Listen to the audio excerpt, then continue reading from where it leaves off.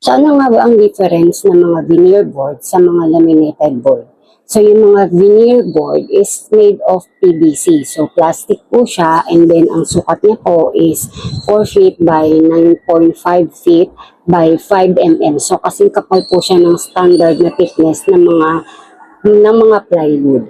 So ang mga laminated board naman po is made of wood, plyboard, and then ang sukat niya is kasing laki ng mga ordinary na mga plywood, which is 4 feet by 8 feet by 16 mm na thickness. So yung mga laminated board, yan po yung mga ginagamit sa mga furnitures, sa mga countertop, sa mga cabinet.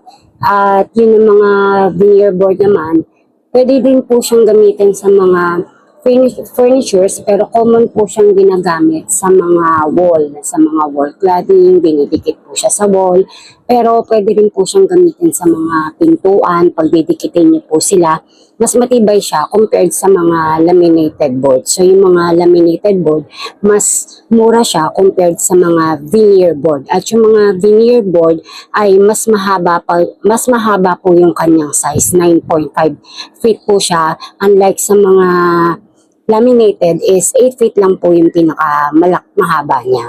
Para mabigyan ko po kayo ng idea kung magkano po yung mga prices ng mga veneer board, so dahil mas mahal siya sa mga laminated board, yung mga veneer board po ay naglalaro sa 3,200 per piece.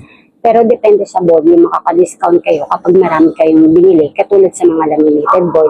Ang price naman yan is 2,300. Veneer board